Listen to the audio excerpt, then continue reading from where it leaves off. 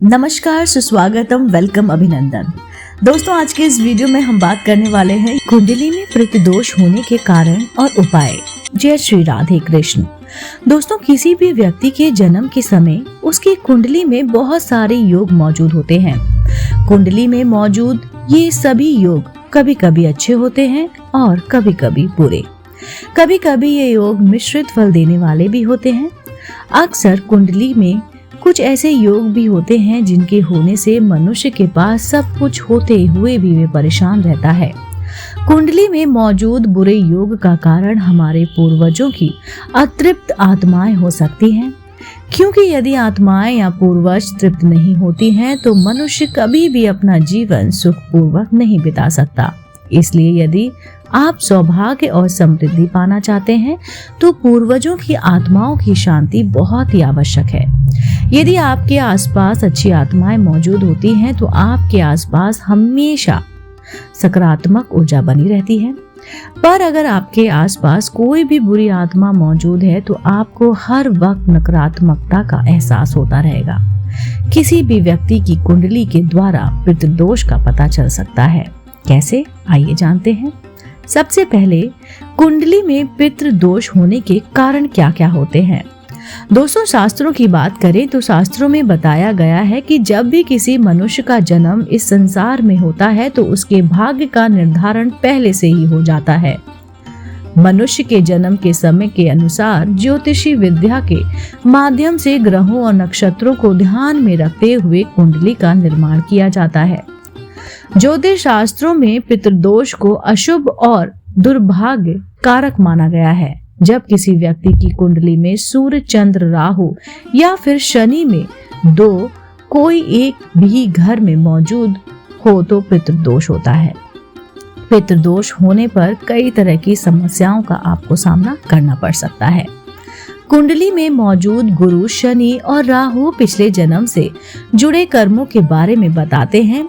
अगर आपकी कुंडली में शनि और राहु एक ही भाव में बैठे हों और साथ ही साथ गुरु की दृष्टि भी पड़ रही हो तो इसका अर्थ है कि आपकी कुंडली में पितृदोष का असर है। ऐसे ही यदि लग्न में गुरु मौजूद हो तो आपके ऊपर आत्माओं का आशीर्वाद बना रहता है।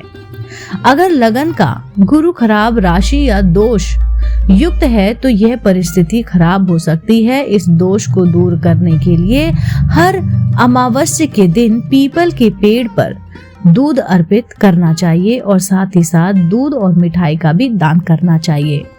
दोस्तों, किसी भी व्यक्ति की कुंडली में शनि लगन में हो तो ऐसे लोगों की युवावस्था में बहुत कष्टों का सामना उसको करना पड़ता है। ऐसे लोगों के साथ अच्छी और बुरी आत्माएं हमेशा हमेशा रहती हैं। यदि कुंडली में द्वितीय या अष्टम भाव में गुरु मौजूद हैं तो ऐसे मनुष्य पिछले जन्म में बहुत ही सज्जन होता है, पर किसी अतृप्त इच्छा की वजह से उसे दोबारा से मनुष्य का शरीर धारण करना पड़ता है। अब बात करते हैं कि इस बात को इस प्रकार से समझा जा सकता है कि जो भी लोग धार्मिक प्रवृत्ति के होते हैं उनके ऊपर हमेशा ऊपरी शक्तियों की कृपा बनी रहती है। धार्मिक प्रवृत्ति के लोग हमेशा सुखी और प्रसन्न रहते हैं और अपना पूरा जीवन सुखपूर्वक जीने के पश्चात मोक्ष को प्राप्त कर लेते हैं। अच्छा, जिन लोगों की कुंडली में शनि दूसरे स्थान में मौजूद होता है, ऐसे लोग पिछले जन्म में कमजोर लोगों को परेशान करने वाले होते हैं, जिनका फल उन्हें अगले जन्म में भुगतना पड़ता है। कुंडली में शनि का उच्च स्थान पर मौजूद होना शरीर में आत्माओं का वास कराता है। दोस्तों, व्यक्ति लंबे समय तक परेशान रहता है। अगर किसी व्यक्ति की कुंडली में राहु दोष है तो यह व्यक्ति हमेशा मानसिक रूप से परेशान रहेगा। कुंडली में गुरु का तृतीय भाग में होना, तृतीय भाग में अगर गुरु है तो उसको अच्छा माना जाता है। ऐसे लोग पर सती हुई महिला का आशीर्वाद हमेशा बना रहता है। यदि कुंडली में गुरु दोष है तो ऐसे लोग का पूर्वजों का श्राप रहता है। इन दोष से मुक्ति पाने के लिए कुल देवी की पूजा करनी चाहिए। जिन लोगों की कुंडली में राहु या फिर शनि तृतीय भाव में मौजूद होता है, उन्हें किसी भी घटना का पूर्वाभास हो जाता है। अगर कुंडली में गुरु चतुर्थ भाव में मौजूद हो तो उसका अर्थ ये है कि आपका पुनर्जन्म अपने ही खानदान में दोबारा हुआ है। दोस्तों, अगर कुंडली में गुरु दोष है तो व्यक्ति को हमेशा अज्ञात भय बना रहता है और कई प्रकार की समस्याओं का सामना करना पड़ता है। इस दोष को दूर करने के लिए हर साल पूर्वजों की समाधि पर पूजा जरूर करवाएं। अगर किसी व्यक्ति के पूर्वज सर्प योनि में हैं तो उन्हें पानी, सांप, अंधेरे या फिर सुनसान जगह से डर लगता है। ऐसे लोगों को नियमित रूप से सर्प पूजन कराना चाहिए। इसके अलावा नाग पंचमी और शिवरात्रि के दिन किसी भी नदी के किनारे बैठकर सर्प छुड़वाने की प्रक्रिया करनी चाहिए। कुंडली में नवम भाग में गुरु मौजूद होने पर व्यक्ति धार्मिक प्रवृत्ति का होता है और उसके ऊपर उनकी पूर्वजों का आशीर्वाद हमेशा बना रहता है। और जैसे जैसे उस व्यक्ति की उम्र बढ़ती है, उसके अंदर ज्ञान और परोपकार की भावना हमेशा बढ़ती रहती है।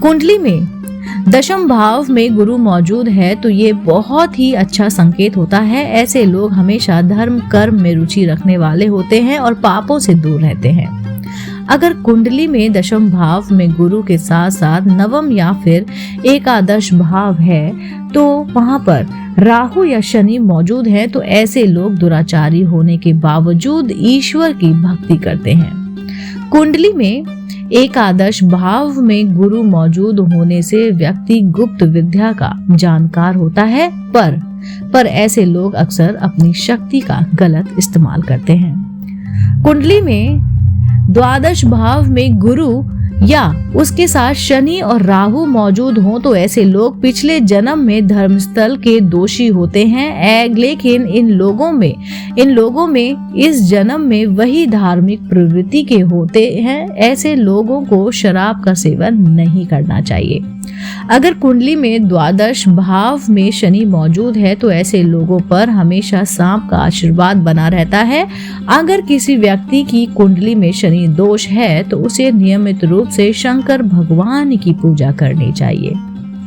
दोस्तों, अगर कुंडली में शनि राहु साथ साथ हो या फिर अकेले ही अन्य भागों में मौजूद हो तो ये पूर्व जन्म से जुड़ा हुआ हो सकता है।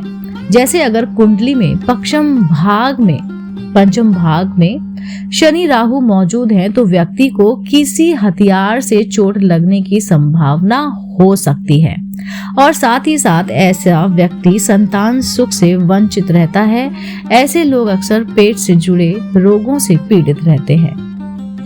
दोस्तों, अब बात कर लेते हैं कुंडली में अगर आपके पितृदोष है तो उसको दूर कैसे करें, उसके दूर करने के उपाय क्या है। हम बताते हैं, अगर आप पितृदोष दूर करना चाहते हैं तो श्राद्ध पक्ष में तर्पण श्राद्ध करें। पितृदोष दूर करने के लिए पक्षमी, अष्टमी, नवमी, चतुर्थी, अमावस्या और पूर्णिमा तिथि को पितरों के नाम से दान करें। घर में भगवत गीता के 11 पाठ का अध्ययन करें। पितृदोष दूर करने के लिए पीपल के पेड़ की पूजा करें। पीपल के पेड़ को मीठा जल अर्पण करने का नियम बना लें और ये नियम रूप से सरसों के तेल का दीपक वहां पर जलाकर आप उस पीपल के पेड़ की परिक्रमा करें। अगर आप पितृदोष को दूर करना चाहते हैं तो रोजाना हनुमान वाहुक का पाठ करें। इसके अलावा रुद्राभिषेक और देवी का पाठ भी करें। दोस्तों, पितृदोष को दूर करने के लिए गाय को हरी घास, पक्षियों को अनाज, चींटियों को रोजाना मीठा खिलाएं। नियमित रूप से तांबे के पात्र से सूर्य को जल अर्पित करें। आपके कुंडली में अगर पितृदोष होगा वो पूरी तरह से दोष मुक्त हो जाएगा। दोस्तों, ये छोटे छोटे उपाय थे या फिर आपको पता लग सकता है इन कारणों से जो मैंने आपको आज के इस वीडियो में बताया कि आपकी कुंडली में पितृदोष है या फिर नहीं। ये छोटे छोटे उपाय थे, इनको अपनाइए और अपनी जिंदगी को खुशहाल बनाइए। अब बस आज के लिए इतना ही। उम्मीद करती हूँ आज का वीडियो आपको बेहद पसंद आया होगा। ऐसे ही धार्मिक, पौराणिक कहानी, कथाएं, व्रत, पूजा विधि जानने, सुनने, देखने के लिए जुड़े रहिए आप अपने पसंदीदा YouTube चैनल से। मैं फिर से उपस्थित होती हूँ, तब तक के लिए नमस्कार।